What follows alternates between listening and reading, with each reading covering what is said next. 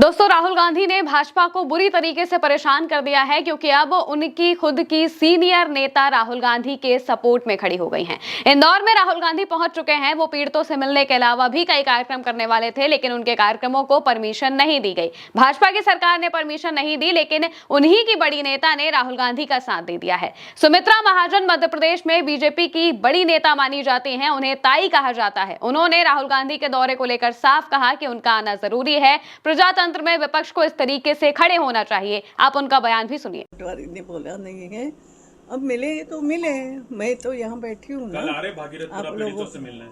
अच्छी बात है। देखो, ऐसा है, प्रजातंत्र में विरोधी पक्ष का जो काम है वो विरोधी पक्ष ने करना चाहिए, अच्छे से करना चाहिए, ताकत से करना चाहिए, ऐसा मेरा मानना है।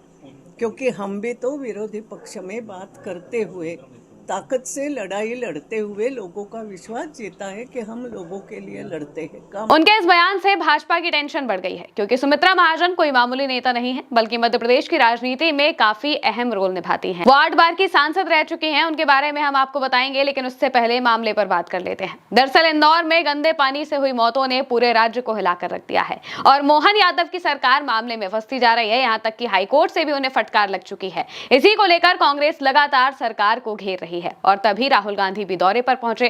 इसके पहले प्रदेश कांग्रेस अध्यक्ष जीतू पटवारी सुमित्रा महाजन से मिलने उनके आवास पर पहुंच जाते हैं। ये मुलाकात वैसे तो औपचारिक रही, लेकिन बेहद ही महत्वपूर्ण मानी जा रही है, क्योंकि कांग्रेस के प्रदेश अध्यक्ष का बीजेपी की इतनी बड़ी नेता से मिलना बहुत कुछ कहता है, वो भी उस वक्त जब भाजपा की सरकार लगातार घिरती जा रही है। वहीं सुमित्रा महाजन ने अपनी ही पार्टी के नेताओं पर तंज कसते हुए उन्हें नसीहत दे दी। कहा कि अगर भाजपा से कांग्रेस में गए लोग अच्छा काम नहीं करेंगे तो कांग्रेस के लोग यही कहेंगे कि बीजेपी से आए हुए नेता काम नहीं कर पा रहे हैं। ऐसी स्थिति में बदनामी कांग्रेस की नहीं होगी, बल्कि भाजपा की होती है। इसके अलावा राहुल गांधी को लेकर उन्होंने साफ कह दिया कि प्रजातंत्र में विपक्ष का मजबूती से अपना काम करना जरूरी है। अब राहुल गांधी की अगर बात करें तो भागीरथपुरा में जो घटना हुई, उसको लेकर प्रदेश कांग्रेस के नेता कार्यकर्ता सभी काफी आक्रामक तरीके से सरकार को घेर रहे हैं। भाजपा सरकार ने राहुल गांधी के कुछ कार्यक्रमों के लिए परमिशन नहीं दी थी, जिसका मतलब साफ है कि वो नहीं चाहते थे कि राहुल गांधी लोगों के लिए कुछ करें, क्योंकि इससे भाजपा सरकार को दिक्कत होती। कांग्रेस ने प्रदेश भर के पार्षदों, महापौरों, नगरपालिका और नगर परिषद अध्यक्षों के साथ बैठक के लिए कार्यक्रम प्रस्तावित किया था, लेकिन प्रशासन ने मंजूरी नहीं दी। हालांकि फिर भी राहुल गांधी ने इंदौर पहुंचकर सरकार पर सवाल उठाए हैं। क्या कहा है, सुनिए। ये अलग अलग शहरों में यही हो रहा है। जो सरकार की जिम्मेदारी है, साफ पानी, कम पोल्यूशन, ये सब जिम्मेदारी सरकार नहीं निभा रही है। और यहां पे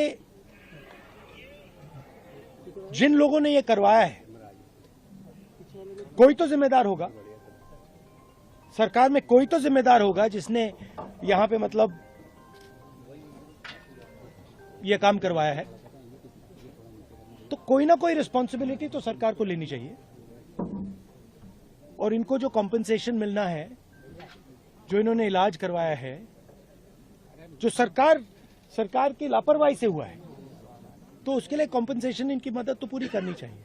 धन्यवाद। राहुल गांधी पीड़ित परिवारों के बीच पहुंचे और सरकार पर हमला बोला, लोगों का दुख दर्द बांटा। वहीं दूसरी तरफ सीएम मोहन यादव राहुल गांधी पर राजनीति करने का आरोप लगा रहे थे, लेकिन सबसे बड़ी राजनीति तो बीजेपी के अपने नेता कर रहे थे। कैलाश विजयवर्गीय का बयान तो आपको याद ही होगा। जब इंदौर में मौतें होती हैं, उनसे सवाल पूछा जाता है तो वो कहते हैं कि ये फालतू सवाल हमसे मत करो, यानी कि लोगों की यहाँ जान चली जाती है और बीजेपी के नेता कहते हैं कि ये सब फालतू सवाल है। लेकिन वहीं दूसरी तरफ जब विपक्ष के नेता लोगों के बीच जाते हैं, उनसे मिलने की कोशिश करते हैं, उनका दुख दर्द बांटने की कोशिश करते हैं और ये समझने की कोशिश करते हैं कि आखिर भला इस तरीके की चीज कैसे हो सकती है। गंदे पानी की वजह से लोगों की जान जाना बहुत बड़ी बात है, क्योंकि वो भी उस शहर में जिसे पूरे देश में सबसे स्वच्छ शहर माना जाता है, सबसे साफ सिटी माना जाता है, वहां पर इस तरीके की चीजें होना बहुत बड़े सवाल खड़े करती है। और जाहिर सी बात है कि इसमें जो मौजूदा सरकार है उसका सबसे बड़ा हाथ है, क्योंकि उन्होंने उस तरीके से लोगों वहां पर जांचें नहीं करवाई। लोग बार बार परेशान हो रहे थे, वहां पर शिकायतें आ रही थी, लेकिन फिर भी अधिकारी हाथ पर हाथ धरे बैठे रहे, सरकार हाथ पर हाथ धरे बैठी रही